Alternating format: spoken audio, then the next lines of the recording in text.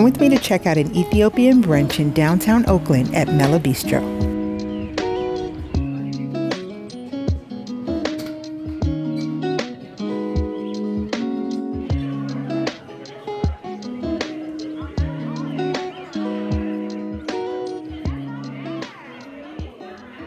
So I'm here in downtown Oakland at Mela Bistro with Chef Adiam.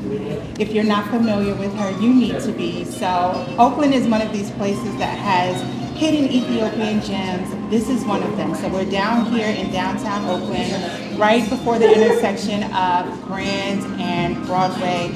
And I'm going to be having Ethiopian brunch today and trying some of the specialties that are cultural but still fit into brunch. I have my honey wine mimosa here, and I have Chef Adiam here. So thank you for inviting me. Sure, thank you for coming. Yes, let people know how long Mela Bistro has been here. Yeah, Mela Bistro, we opened in 2019, September 2019, and since then it's almost 4.5 years. Yeah.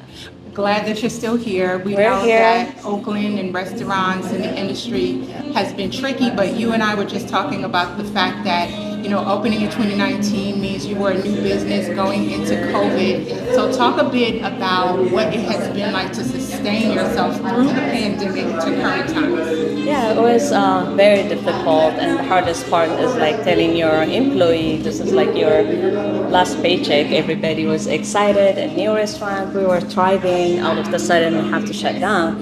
But since then, as a new restaurant, pretty much we were not out there, but through the community and then partnering with the non-profit organizations like WCK, Community Kitchen, Eat, Learn and Play, that we start partnering with them, helping our restaurant and feeding your community. And that's how we get a little bit of exposure, and people hear about the story and then ordering food, stopping by and ordering catering, and then whenever we host an event, and I think we survived because of our community. Yeah. We have very we're lucky and humble to get all that support that we're still pushing even with this difficult time. Yeah, well deserved, because you said that you were named one of Aisha Curry's, you were on her list of top 10 female chefs in Oakland. Yeah, when she chose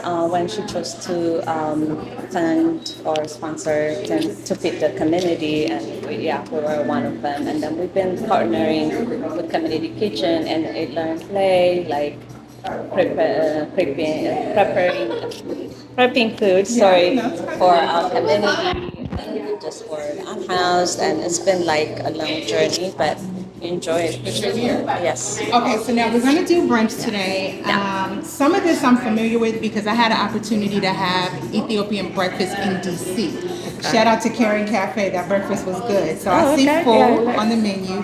But tell people what they should expect at an Ethiopian brunch that's different from like a traditional brunch they would go to. Yeah, so when I create a menu, I just like to elevate it. I don't like fusion, the word, but somehow, because it's not really fusion. Yeah. It's just like elevated Ethiopian. And as you know, we have like all the spices, all of this very different items that we can create and then collaborate. I mean, California is home for me. Yeah. So I have to bring my root, my heritage, and then celebrate it. Where am I now? It's my past and my future.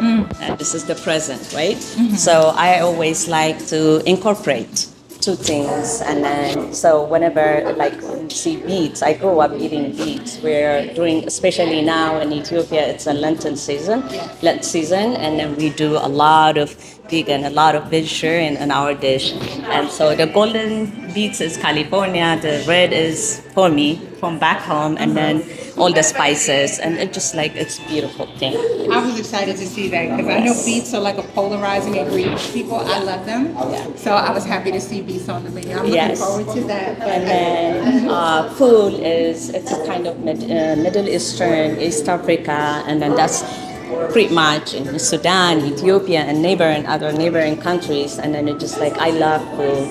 And it's here, it's closer a little bit to Mexican. So you Yes. have in my kitchen, they're El Salvadorian, Honduras. So I want everybody to feel like they belong in that menu. Yeah, So, yeah. yeah. I love that you talk about different representations of cultures in your kitchen. So Salvadorian, making Mexican, making Ethiopian food. Yes, and it's Yes. just like it's all of us women in the kitchen, and it's good, to get your idea too, and then it's belongingness, right? It's not only me, and then we can. It's no immigrant, no spice. That's my favorite Yeah. word.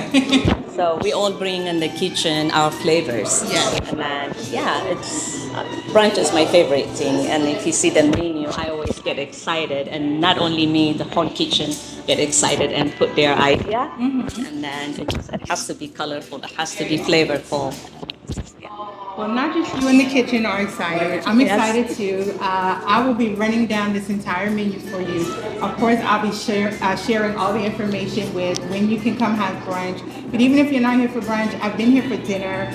Also, shout out to Last Supper Society at the Makers Brunch in February. That's how I found out about you all to start with. So you all need to come check out. If you're in Oakland or if you're visiting Oakland, make sure you add Mela Bistro to your list of places to try. I will make sure to include all the information, and of course, I will share all the food with you. Thank you so much. Thank you. Cheers. Okay, this is the honey wine mimosa. I am pleased. I told y'all I just recently found out about honey wine. I know now. I have the cheat code. And a honey wine mimosa with Prosecco.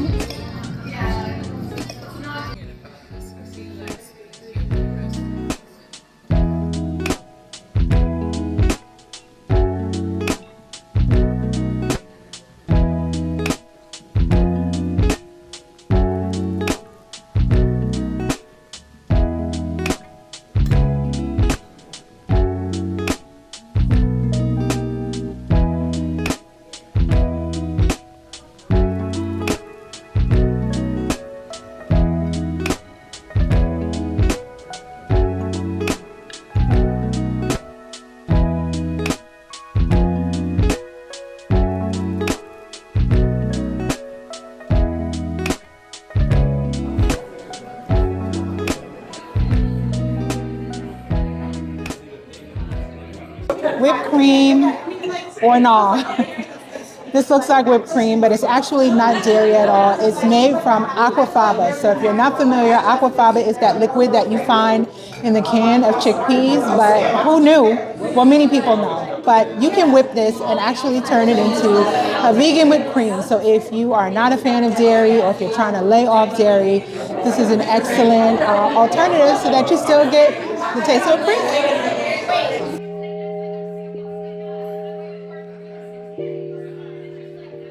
We're rounding up our brunch here at Mela Bistro with a waffle. It has teff, it has oatmeal, and it has the most amazing coulis that is made of beets and raspberry. The beet flavor is not hidden in the raspberry, so you do get the flavor of both, which I love because I love beets. So if you're looking for a place in downtown Oakland to try brunch, make sure you put Mela Bistro on your list. The best of Ethiopian culture meets all the brunch favorites that you know and love. I'm gonna finish my brunch, and this was so good. So good.